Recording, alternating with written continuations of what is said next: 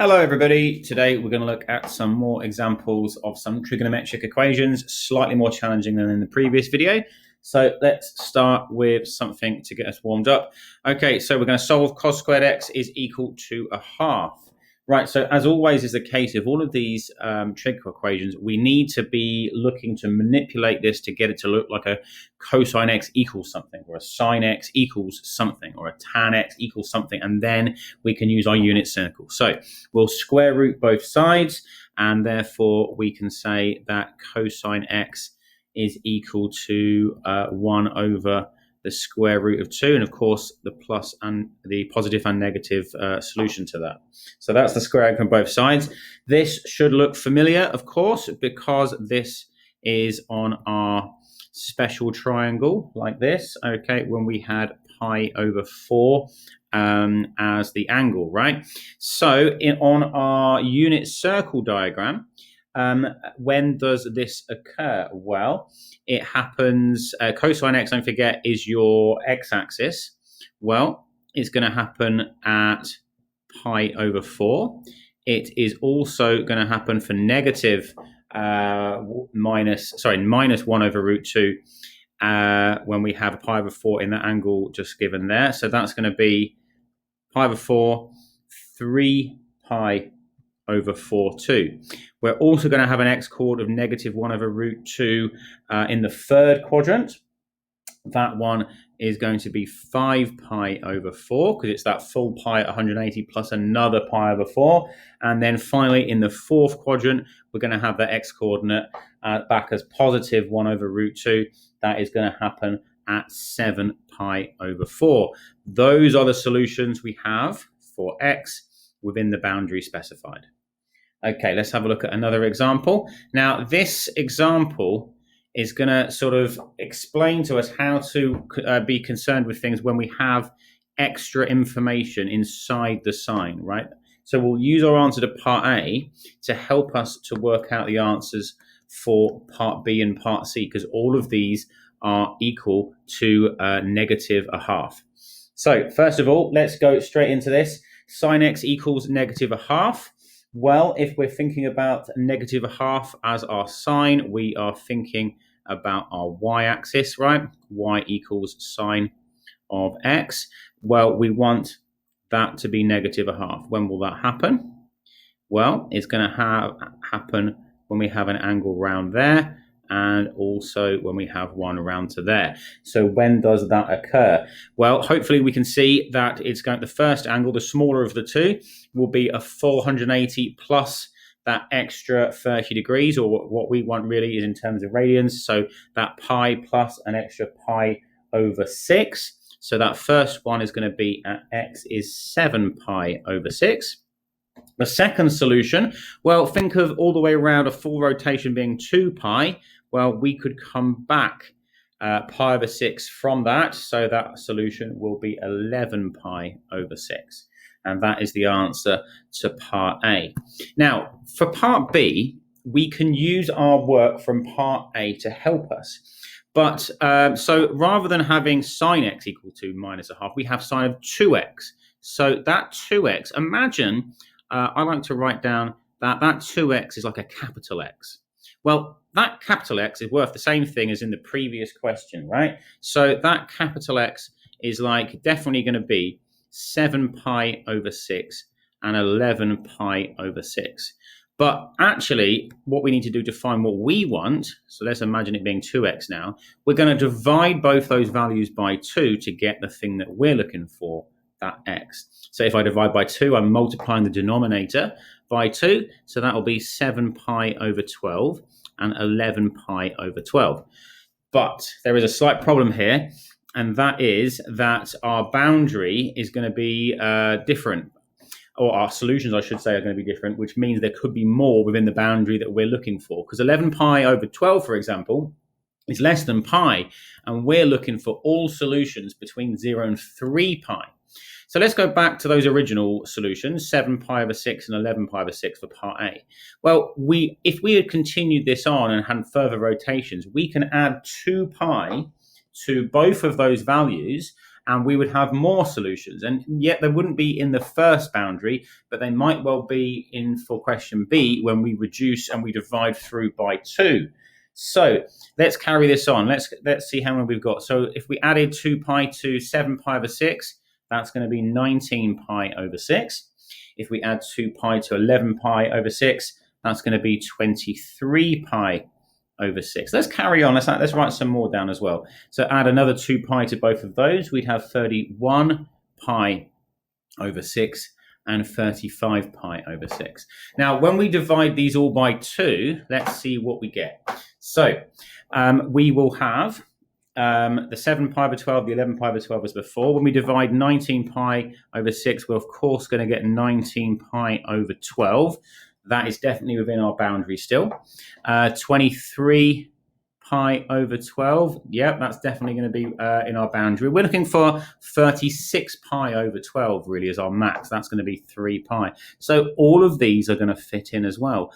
Even 35 pi over 12 is definitely going to be smaller than 3 pi. So those are our solutions for part B. Okay, now for part C, we have another movement and another boundary to consider. So for part, let's carry on. Now, what's going to happen to our original values? Let's think about those. So we'll do part C here again. So again, think about if we have this x minus pi over 6 as like a capital X again, right? Imagine capital X, right? Okay, well, that is going to be worth 7 pi over 6 and 11 pi over 6, just like in part A, right? Those are going to be the solutions. But of course, that is x minus pi over 6. Well, we're going to be adding pi over 6 to both of those values, which is great, no problem at all. That's going to fit nicely in our boundary. But if we're moving things to the right, if you imagine the function itself, maybe there were things that weren't in our original boundary that are in the boundary now. And of course there is. If we had another solution which was negative pi over 6, so just think about your unit circle, right? Okay, reversing back, you would definitely have a solution at minus pi over 6. Well, when we add that pi over 6 coming up, well, we're going to fall in our boundary because 0 is included. So let's include that extra one as well. So now when we add pi over 6 to each of these, we'll have 8 pi over 6, 12 pi over 6, and of course 0 as our solutions. Simplifying fully, we're going to have, and let's write these in order as well, in size order. We're going to have 0, 4 pi over 3, and 2 pi as our solutions. Okay, final example. In fact, not final example, but let's just carry on. Okay, we find the exact solutions of root 3 sine x equals cosine x between a boundary of 0 and 2 pi. So what we'll do is we'll try to move this around, and I've spotted that I know that tan x is sine x divided by cosine x. So I could move this around and I could write sine x over cosine x is equal to 1 over root 3. Okay, well, that means that tan of x is 1 over root 3. Great, no problem there. Okay, we can start thinking about this. Now, tan x is a little bit unfamiliar for us sometimes, so let's imagine our special triangle for tan. Okay, we would have a 2, a 1, and a root 3. Okay, and often people forget this, so let's just bring this back, right? There we go. So here you can see tan is opposite over adjacent, so that will give us certainly a solution of pi over 6, right? Opposite over adjacent, 1 over root 3 is tan. Okay, x equals pi over 6 is definitely a solution. Now, we can do it with the unit circle, but of course with tan things are a little bit easier because tan repeats itself every pi, right? So all we got to do is add another pi radians onto that, and we are going to have our next solution. So that is going to be 7 pi over 6. And those are the only solutions in the boundary that we have between 0 and 2 pi. Okay, Now it really is the final example. Right, so solve root 2 cosine x minus 3 pi over 4 plus 1. This is going to combine lots of different things together. So step 1 is move it around so we have cosine of something equal to a value. So if we take 1 from both sides and divide by root 2, we're going to have this is equal to negative 1 over root 2. These values should feel familiar. Just be aware in this question, we have quite a large boundary to consider, okay? So we'll think about that as we go along. So if that's the case, let's think about our unit circle. We should be thinking of the x-axis for cosine, and we want that x-coordinate to be negative 1 over root 2. Well, from our special triangles, okay, we should know that is a pi over 4 in the special triangle. So if we add an extra pi over 2 to that, our first solution, okay, x minus 3 pi over 4 is going to be 3 pi over 4. Okay, that's our first positive solution anyway. And then the other value that's going to happen for is here. Okay, we'll have an x-coordinate of 3 pi over 4. 1 over root 2. So that is going to happen when we have an extra pi over 4 added to a full pi. So that's going to be at 5 pi over 4. Okay, so from there, we are got to think about our boundary now, 0 to 6 pi. That's 3 different revolutions. So we should keep adding 2 pi to these values to generate some different solutions. So if I add 2 pi to 3 pi over 4, well, I'm going to get 11 pi over 4. And if I add 2 pi to 5 pi over 4, I'm going to get 13 pi over 4. And we may not need to do this, but let's just carry on a second longer. Let's have some more. We can always reject them later. Okay, if we don't think of the boundary particularly, these 2 values as well may well be solutions.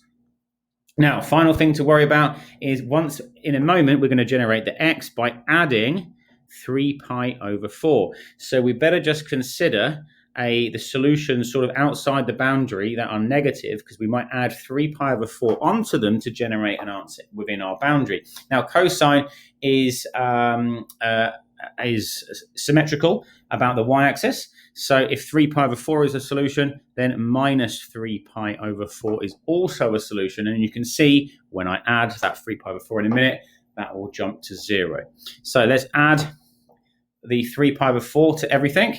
So let's put these in order. We'll start with the one over on the right-hand side. If I add 3 pi over 4 to that, I'm going to get 0. If I then add it to 3 pi over 4 itself, I'm going to have 6 pi over 4, and then 8 pi over 4, 14 pi over 4, 16 pi over 4, 22 pi over 4, and 24 pi over 4. Okay, so these are our values we've got. Let's simplify them. Let's make sure we're in our boundary of 0 to 6 pi. So we're going to have 0, 3 pi over 2, 2 pi, 7 pi over 2, 4 pi, 11 pi over 2, and 6 pi itself. It was a good job we had those extra values. We have a lot of solutions here. These are the solutions for that particular equation. Okay, if you followed all that, you should be able to have a go at the questions from this exercise. Good luck.